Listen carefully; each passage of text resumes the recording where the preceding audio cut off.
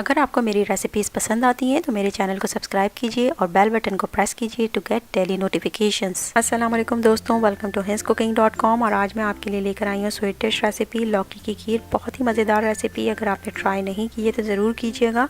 इसको बनाने के लिए स्टेप बाय स्टेप प्रोसेस देखते हैं। मैंने एक पैन के अंदर 3 टीस्पून के करीब बटर लिया है, उसमें 2 टीस्पून के करीब ऑयल ऐड करेंगे।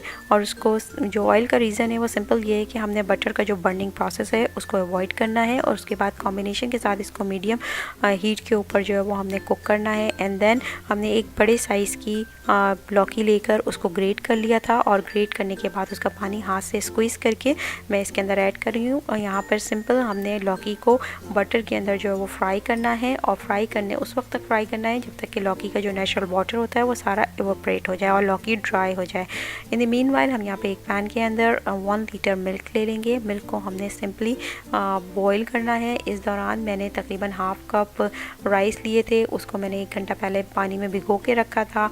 और उसके इस राइस को हमने ब्लेंडर में ऐड करना है, उसका पानी रिमूव कर देना है। और सिंपल राइस को हमने पानी में ऐड किया। उसके साथ ही यहाँ पर ग्रीन इलायचियाँ या तकरीबन 5 to 6 ऐड करी हैं, और 100 ml के करीब इसमें मिल्क ऐड किया है। और उसके बाद इसको अच्छे से ब्लेंड करके हमने इस तमाम मिक्सचर को हॉट मिल्क के अंदर जो है वो डाल दिया है। और उसके बाद हमने कंटिन्यूस इसके अंदर जो है वो स्टिरिंग करनी है, यानी इसको जो है वो चलाते रहना है। अदरवाइज़ जो राइस होंगे वो सरफेस के ऊपर जो है वो स्टिक होना शुरू हो जाएंगे।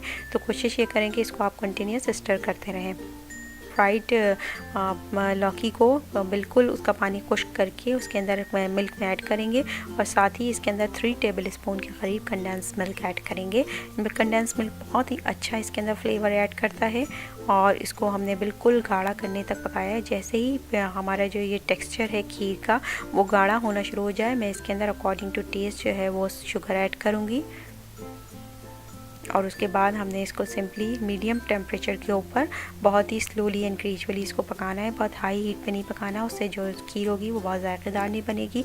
यहाँ पर आप देख सकते हैं खीर अच्छे से गाढ़ी हो गई है। इस दौरान मैंने इसके अंदर आलमंड स्लाइसेस यानी बादाम के जो स्लाइसेस थे वो इसके अंदर ऐड किए हैं। यहाँ पर आप इसका टेक्स्चर देख सकते हैं कि ये कितनी गाढ़ी है, और ये बिल्कुल रेडी है अब डिश आउट होने के लिए। और यहाँ पर मैंने इसको डिश आउट कर लिया है, और उसके बाद इसको एलिमेंट्स के साथ फर्दर इसके ऊपर टॉपिंग कर दी है। और इसको हमने इसको इसी तरीके से जो है वो सर्व करेंगे। बहुत ही सिंपल इजी रेसिपी है, बहुत ही मज़ेदार स्वीट डिश है, और बहुत ही इसका जो फिलिंग इफेक्ट है वो बहुत ज़्यादा है।